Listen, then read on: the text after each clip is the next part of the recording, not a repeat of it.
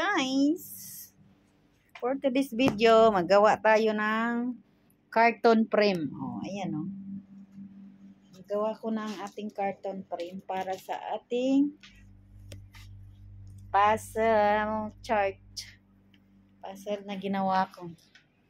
Binuo kong puzzle. Ngayon, gagawa naman natin ng DIY frame. Para hindi maghiwa-hiwalay. So, ang ginawa ko lang dito guys is nagforma lang ako ng karton. Tapos, dinikit ko lang. Ipinarma kong frame. At ito lang. Gamit ko kasi wala nang tayong mga gamit dito. Ano namang plywood. So, karton, DIY. DIY lang tayo. DIY frame. DIY frame guys. Abangan nyo ang result.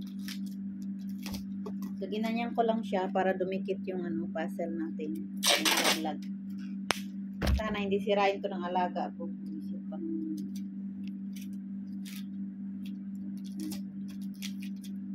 Bili ng mga puzzle, tapos tapon lang. Pag na-boring, iwanan lang. Kaya ang labas, ako gumagawa. Hinayang kasi ako.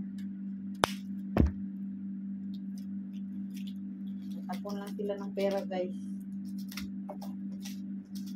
Yun na lang ibigay sa amin. Yun na lang ibigay sa akin. Para may pera akin. Yayaman talaga guys. So DIY lang tayo guys. Wala man tayong mga materials dito. Ano yung nakikita ko. Kung ayun lang yung pumapatak sa isip ko. Oh, yun na yun.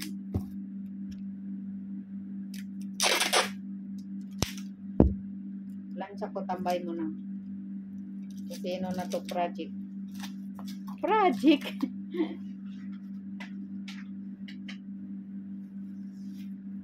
Ayun na guys.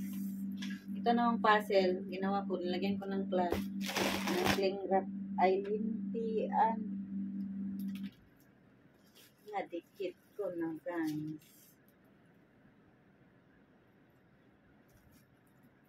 Ginawa kong ganito guys para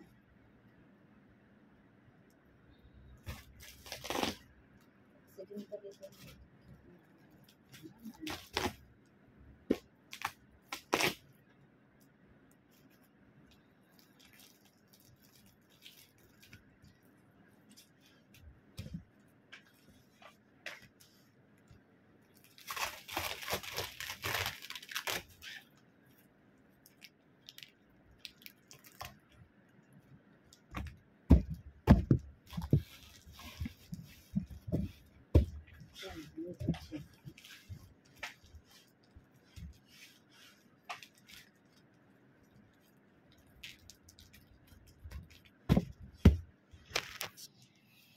So, ayan na guys. May frame na tayo.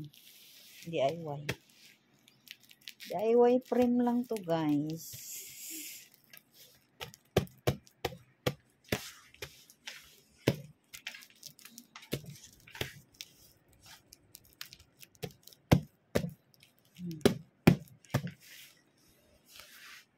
Masira yung frame. Pwede mo pa rin pakinabangan kasi naka-cling wrap naman to. So, hindi siya sisira. Hindi siya nagdidikitan ng bago ko idikit dyan. So, ayan na. May ka-frame na yung natin. Diba? Kasi ito malalaglag.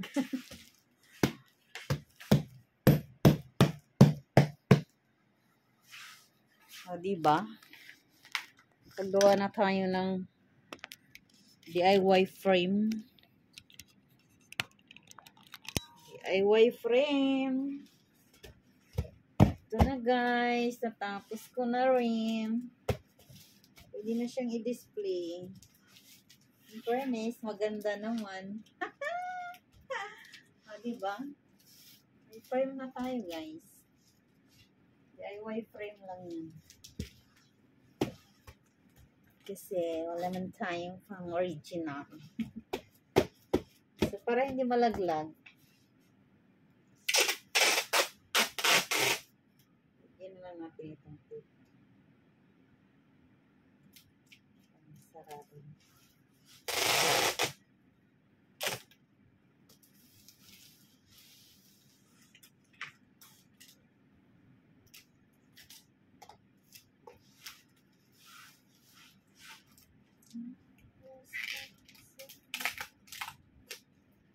Masyadong laglag pa yan siya.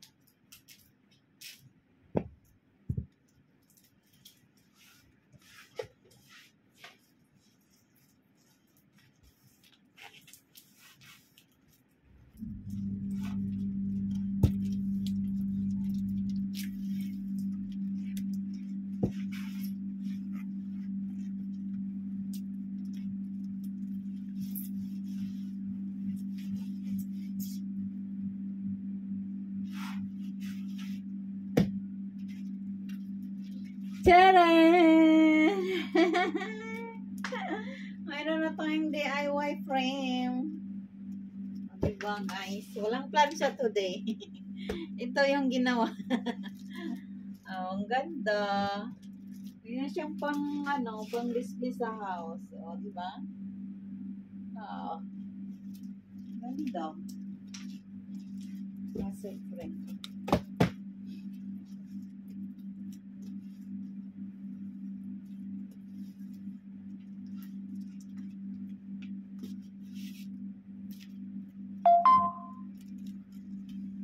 And that's all for today's video. Bye!